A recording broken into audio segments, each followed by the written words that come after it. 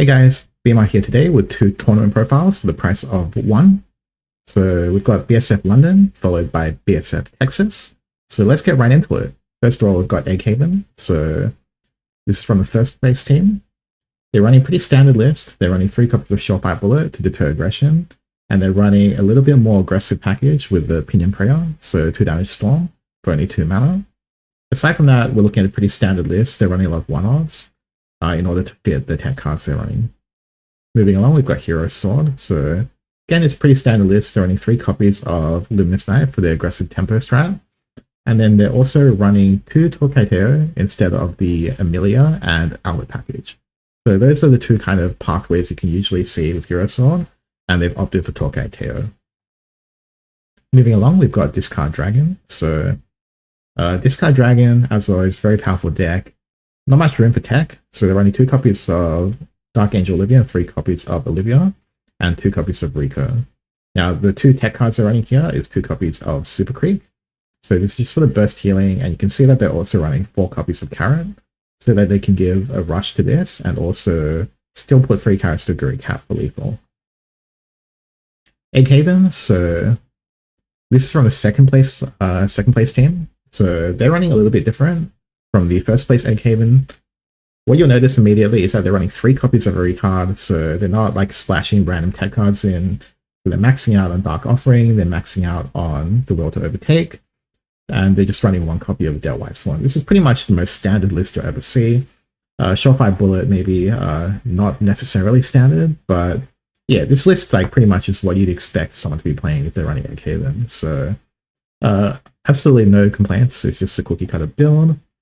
Moving alongside, we've got Hero Sword again. So this one is different. As opposed to the previous list, they are running the Albert package as opposed to the Torquaiteo package. They're also running 3 copies of Amelia, which combos well with this card. So you don't see it very often, Pompous Princess. So when you play this, you search the top 5 cards for your deck and you bring out a 1 cost. So they run 71 cards, you pretty much never whiff. And so this is good even if you go first and you don't have Evo point. And you can also play Amelia and then combo to play this in the same turn. So you can build a huge board even without Floral Fencer. The other plus side is that it makes your heroic entry less likely to whiff. So whether or not you're going first or second, you can still play pretty safely before, you only have Floral Fencer and Machknight that you can really hit. But if you add this, you're pretty much happy to hit this as well as an alternative option. So I kind of like the innovation here. I think it's good. The last deck that they ran, or it might not be the last deck actually. Yep, the last deck that they ran was Beauty and the Beast Forest. So again, we covered this in the previous video. It looks pretty similar. So this package is basically value cards that can kind of control the board early until they can kind of bring out Beauty and the Beast in the EX zone and then swing to the face for lethal. They're running Suzuka as well, so that can chip at them for 5 damage. Basically opening the way for eventual game. So overall, I think it's still a pretty good deck. I think the only reason we don't see more of it is because it's expensive, but yes, definitely like a very viable deck. I think having a tier 2 right now. So moving to the third place decks, so Discard Dragon again. So pretty standard. I think the main callouts are they're running 2 copies of Burn. So this card is very good, as I mentioned previously, because banishing, say, a Machknight is very good. You can potentially get rid of a Tin Soldier in the EX zone. It's a very flexible card. The only issue is that when you don't ramp, the card gets significantly worse. But if you ramp, this card feels great. So it just depends on how you're feeling. But then again, if you're playing Dragon and you're ramping, what are you doing? Like, for a reason to play the deck, right? And then they're also running 1 copy of Lucifer. So I really like this. I think Lucifer is a bit underrated. So again, you need to ramp in order for this card to be very good. But if you do ramp, getting this down before your opponent can adequately answer it is a really big deal. And especially against decks like Egg Haven, getting the 4 healing and then forcing them to use 2 answers on it in order to clear it definitely feels good. And every once in a while you run into situations where your opponent just can't answer the Lucifer and then you just evolving swing for 10. It's kind of ridiculous. So overall, I kind of like the construction of this build. In fact, I like it better than the first place Dragon list, to be honest. It's very interesting.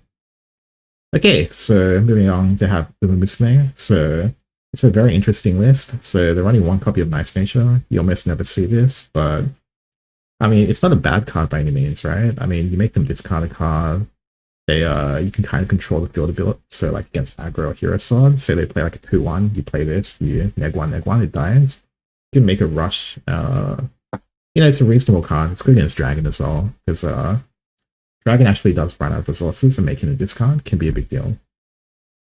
They also run 3 copies of Fine Motion, so typically you don't run this, but because of the construction of their list, they're running 7 more centimeters. So this card, almost, you can never proc this unless you run Seeking the Pearl or Fine Motion. So them running 3 Fine Motion makes a lot of sense. Also, Healing 2 is not irrelevant with doing this way against a lot of matchups. So I kind of like it. It's an interesting list. You don't see too much of it, but it's not even the spiciest in the list we're going to see today. And then the final deck, so Control Abyss. I think it's final. Yep, final deck is Control Abyss.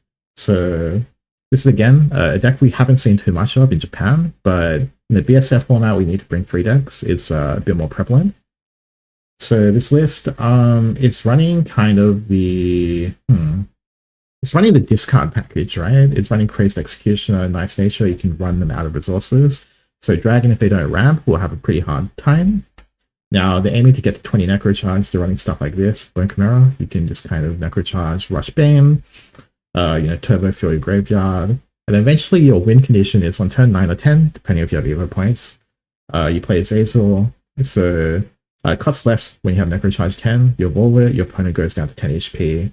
And then you play this. It's got Storm. So you take 2 on Fanfare. You gain Storm, attack for 6, and then it does 2 damage again. So it's 10 damage exactly. That's no DK. And that's pretty much the premise of Control Abyss. It's usually not that great in the standard tournament environment, but in the 3v3, where your odds of versing the bad matchup is probably like reduced to 33% chance, it makes this deck a lot more viable. Well, at least that's the going theory. So that's Bsf London. Moving along, we've got Bsf Texas. So first place, again, Discard Dragon. I think Discard Dragon has been one of the most popular decks in BSF, and it's done really well.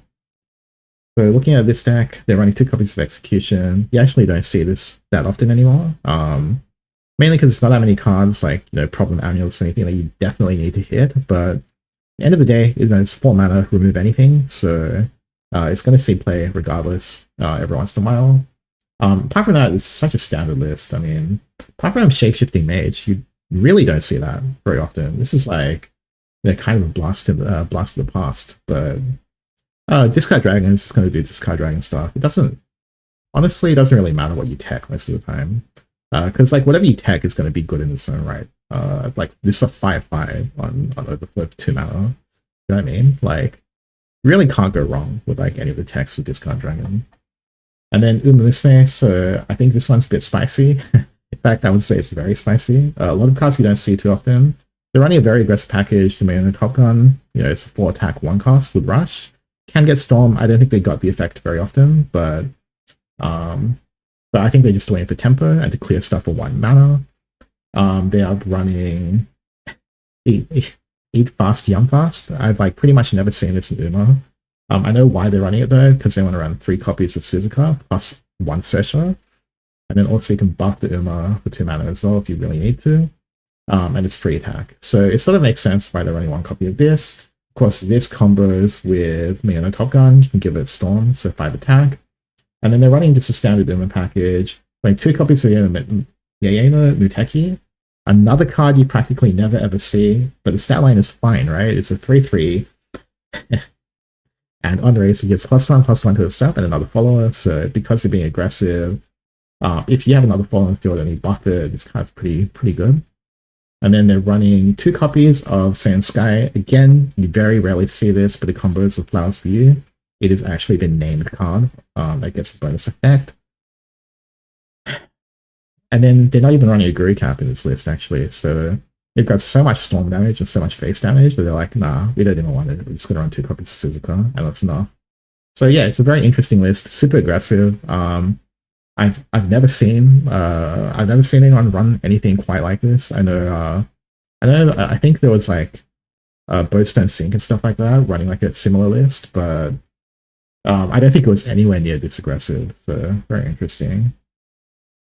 Hero Sword, so again, I don't need to go into this, right? It's pretty much a standard list. Hero Sword is going to be Hero Sword things. I wouldn't even be surprised if this is like literally the cookie cutter build. Okay, moving along to second place. So again, I think we've got a very spicy card here. So interestingly enough, Leona Top Gun seems to be super meta in this tournament. Not sure what it is about specifically Texas that is making people running 3, but yeah, I mean, I don't think it's a bad card by any means. It's got a rush and it's 4 damage to any follower once you got 5 boomers in the grave. They're also running, now this one I think is just really weird. Like, why are they running Star Falcon? I mean, obviously they decided to run the SP version. But like, probably that's the reason they're playing it, because I think this card is pretty much garbage.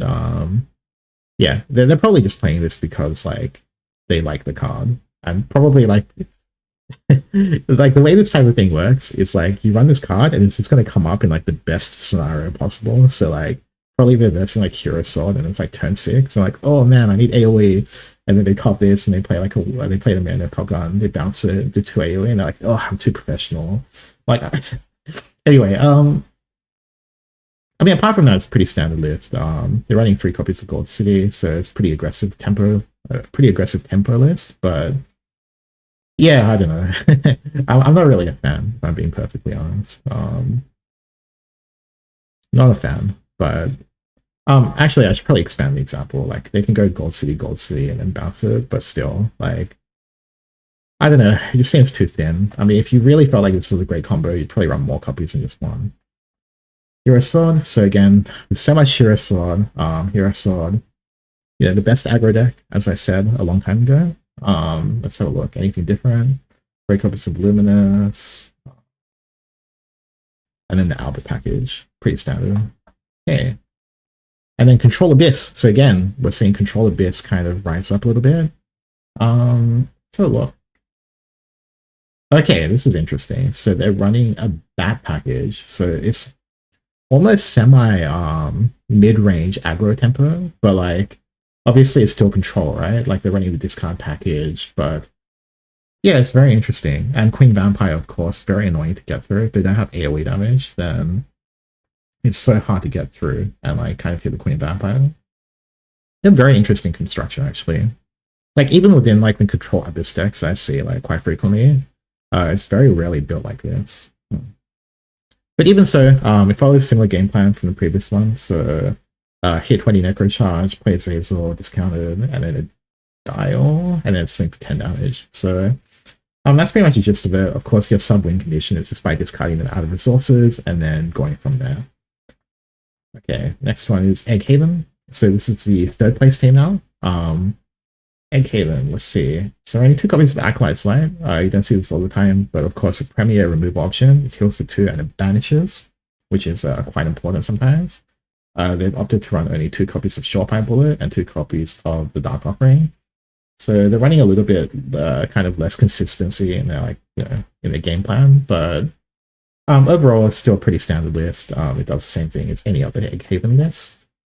And then we've got Hero Sword, run by quotation marks God. Let's have a look what makes this godly. Okay, this guy's running like a lot more 2-drops than usual. So he's running 3 copies of Luminous Knight and 3 copies of Latham. So you don't see these cards together very often now. In fact, you never really saw these cards like together as 3-ofs. So definitely very interesting. And they're running the Tolkite Hater package. So I have no idea how this deck would play out in practice, but it is interesting that they've opted for so many 3 costs. And then final deck of the night, so mid-range forest. So looking at this, it is a very, very standard mid-range forest list. It looks like stays actually. Yeah, I think it is stays list. So you would have seen this before. Again, control the board, get chip damage in, and then eventually just aim for lethal using Silver Bolt. Potentially even 2 Silver Bolts in a row. So that is pretty much it for the deck profiles. So if you go on the decks page, of course, you can filter to any of the recent tournaments for the deck lists, and you can also check out the prices of all of these decks. So for example, this mid-range forest list, you can click on it and it will take you to another page. Never mind, guys, you have to press the price one. Okay, so when you press the price, takes you to another view of the deck list. It shows all the prices on TCG Player. So you can click on the link and it'll take you to TCG Player. It's an affiliate link. So if you purchase any cards from our link, it kind of helps out the site. So please do that. Aside from that, I'll see you guys next time for no doubt additional BSF events. So catch you all.